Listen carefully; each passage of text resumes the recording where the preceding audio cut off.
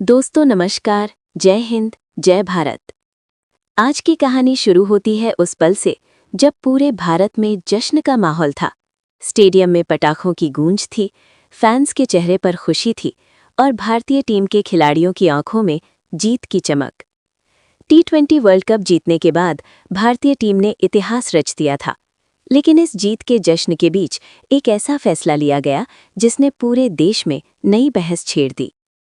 दरअसल ट्रॉफी जीतने के बाद आमतौर पर टीम उसे ड्रेसिंग रूम या होटल लेकर जाती है। वहां टीम के साथ फोटोशूट होता है, मीडिया से बातचीत होती है और जश्न मनाया जाता है। लेकिन इस बार कुछ अलग हुआ। भारतीय टीम के कुछ खिलाड़ियों और अधिकारियों ने फैसला किया कि इस जीत का सबसे पहले धन्यवाद उस शक्ति को दिया जाए जिसने पूरे टूर्नामेंट में टीम को मजबूती दी। यही वजह थी कि अगले ही दिन टीम के कुछ बड़े चेहरे ट्रॉफी को लेकर सीधे हनुमान मंदिर पहुंच गए। जैसे ही ये खबर बाहर आई, सोशल मीडिया पर तस्वीरें वायरल होने लगीं। ट्रॉफी मंदिर के सामने रखी हुई थी, पूजा हो रही थी और खिलाड़ी हाथ जोड़कर खड़े थे। कुछ लोगों ने इस तस्वीर को भारत की आस्था और संस्कृति का प्रतीक बताया। उन्होंने कहा कि ये वही भारत है जहां लोग अपनी सफलता के बाद भगवान को धन्यवाद देना नहीं भूलते। लेकिन दूसरी तरफ कुछ लोग ऐसे भी थे जिन्होंने इस फैसले पर सवाल उठाए। कुछ लोगों ने कहा कि खेल और धर्म को अलग रखना चाहिए। कुछ लोगों ने इसे राजनीतिक रंग देने की कोशिश भी की। देखते ही देखते ये मुद्दा सोशल मीडिया से निकलकर टीवी डिबेट तक पहुंच गया। लेकिन असली कहानी तब सामने आई जब भारतीय खिलाड़ियों के बयान आने शुरू हुए। सबसे पहले बयान सामने आया संजू सैमसन का। संजू सैमसन ने साफ शब्दों में कहा कि इस फैसले को गलत तरीके से पेश किया जा रहा है। उन्होंने कहा कि भारत एक सेक्युलर देश है और यहाँ हर धर्म का सम्मान किया जाता है। अगर टीम के कुछ खिलाड़ी ट्रॉफी को मंदिर लेकर गए तो उसमें कोई बुराई नहीं है। संजू ने आगे कहा कि अगर मेरा मन करेगा तो मैं उसी ट्रॉफी को चर्च भी लेकर जाऊंगा, क्योंकि भगवान सिर्फ एक जगह नहीं होते। आस्था हर इंसान के दिल में होती है और हर खिलाड़ी को अपनी आस्था के अनुसार भगवान को धन्यवाद देने का अधिकार है। इसके बाद बयान आया मोहम्मद सिराज का।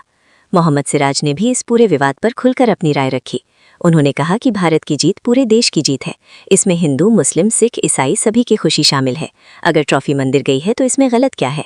सिराज ने कहा कि हम सभी खिलाड़ी पहले भारतीय हैं और हमारी जीत भी भारत की जीत है। उन्होंने ये भी कहा कि जब खिलाड़ी मैदान में उतरते हैं तो उनके लिए धर्म नहीं बल्कि देश सबसे पहले होता है। इसके बाद कप्तान सूर्यकुमार यादव का बयान भी सामने आया। सूर्यकुमार यादव ने कहा कि टीम ने कभी किसी खिलाड़ी को ये नहीं कहा कि वो अपनी आस्था को छुपाए।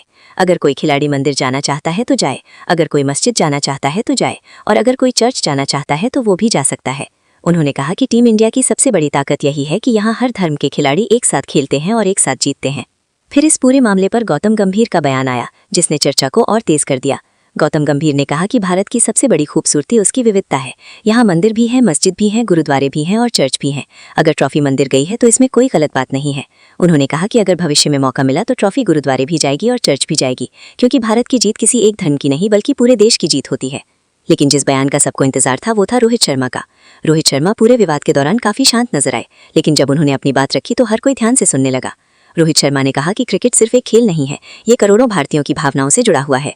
जब टीम मुश्किल दौर से गुजर रही थी तब खिलाड़ियों ने एक दूसरे का हौसला बढ़ाया और भगवान से भी प्रार्थना की। उन्होंने कहा कि जब ट्रॉफी जीतने के बाद मंदिर जाने का फैसला हुआ तो उसमें कोई राजनीति नहीं थी, वो सिर्फ धन्यवाद देने का एक तरीका था।